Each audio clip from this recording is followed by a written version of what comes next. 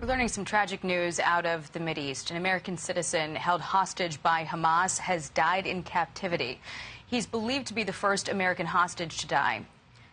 Gadi Hajai was 73 years old when Hamas terrorists kidnapped him along with his wife while they were out for a morning walk in their kibbutz. CB Cotton is live in our New York City newsroom with more on this story. Hi, CB.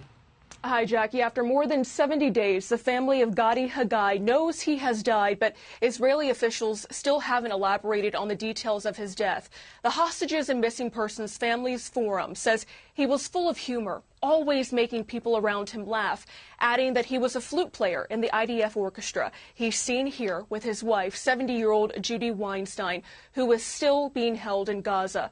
Both were taken on the morning of October 7th from Kibbutz Nir Oz while out on a walk, according to the Hostages and Missing Persons Families Forum, which also says his wife managed to notify friends they'd been shot and Gadi was critically injured. That was the last contact anyone had with the couple. Kibbutz Nir Oz telling Fox Gadi was, quote, a sharp human being, a gifted wind instrument musician from the age of 3, connected to the earth, a chef, and a believer of a healthy vegan diet and sports. According to reports, Gadi was a father of 4 and a grandfather of 7.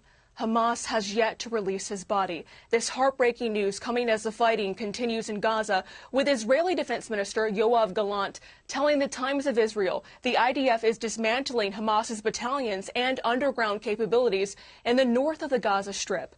Meanwhile, Prime Minister Benjamin Netanyahu with this promise.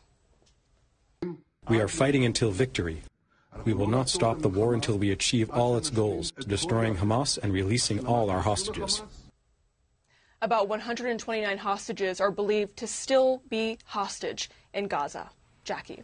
All right, CB Cotton for us. Thank you so much. Let's bring in Mark Regev. He's the senior advisor to Israeli Prime Minister Benjamin Netanyahu and the former Israeli ambassador to the UK. Mark, it's good to catch up with you again. This tragic news that Gadi Haggai has died, I assume it's of the wounds that he suffered on October the 7th, his wife Judy still being held hostage. Do you have any more information surrounding how he passed and what will happen now?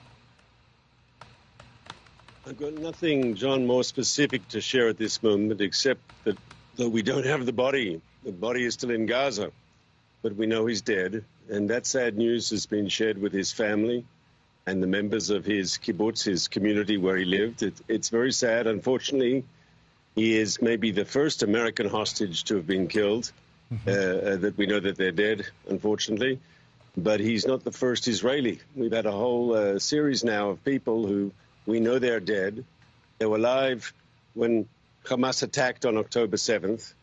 They were taken back to Gaza, and now we know they're dead. And Hamas is responsible. And I think this is a reminder for all of us who Hamas is and what they're all about. This is a brutal terrorist organization capable of the most horrific violence against innocent civilians. Here we're talking about a man over 70 years old, and yet they still abducted him and killed him. Yes, I know. It's terrible. It's just been repeated so many times as well, Mark. Israel had been willing to negotiate with Hamas over another temporary ceasefire, a suspension of military operations, if you will, in exchange for hostages. But Hamas has rejected that, saying it's an absolute permanent ceasefire or nothing. Where does Israel come down on that demand? So we'll, of course, take every opportunity that exists to get our hostages out, either through direct military operations or through pressure that Hamas will push Hamas to release them. Getting hostages out is one of the central goals of our military campaign. And it has to be understood, Hamas is not going to release hostages because they've suddenly become humanitarians. On the contrary, they are brutal, ruthless killers. But they will respond to pressure. And as we increase our military pressure on Hamas, as we are taking apart their military machine, as we are eliminating their senior commanders, there is hope that this will expedite a further release of hostages. How close is Israel, Mark, at this point to its goal of eradicating Hamas? There's been some renewed fighting in the northern part of Gaza. It would indicate that there are still some fierce pockets of resistance. So we're not there yet, but we've had some good signs in the north. We've seen more and more Hamas terrorists surrender. come out of buildings with their AK-47s held up above their heads, without their shirts on. More and more have surrendered. We're seeing their military machine in the north beginning to break. That's good. We'll keep the pressure up, and maybe in the north we can already say it's the beginning of the end. Mm-hmm. In the south, where we started later, we only started earlier this month. That'll happen too.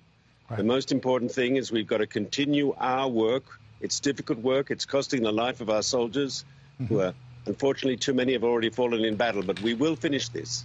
Hamas's military machine will be destroyed, and we will eliminate their senior commanders, and they will no longer rule the Gaza Strip. We're not doing this because we want to do it. We're doing this because we have to do it. Because Israelis simply refuse to live any longer next to this terror enclave on our southern border, which at will, if it was allowed to, if it had the capabilities, it would cross the border again and butcher our people. So at the same time, the leadership of Hamas remains elusive. And I've seen reports in the Israeli media that Israel is offering rewards for information leading to the whereabouts of people like Yahya Sinwar, who is the head of Hamas in Gaza, Mohammed Deif, who is the commander of the Al-Qassam brigades. That would seem to be an indication, at least from the way that I read it, that you have no idea where they are. Is that correct? I think we have some information. I can't share it publicly, but rest assured, we will find these people and we will bring justice upon them. These people are guilty. These are the commanders of the October 7th massacre, the single largest terrorist event since the one you suffered on 9/11 all those years ago, the single largest act of anti-Semitic violence since the Holocaust, the single largest murder of Jews since the Second World War. We will reach these people, these commanders, these ruthless terrorists will reach them, and justice will be done. Mark, we will keep following all of this. Trying times there in Israel, also for the Palestinian people as well. And we thank you for appearing with us. Appreciate it. My pleasure, sir.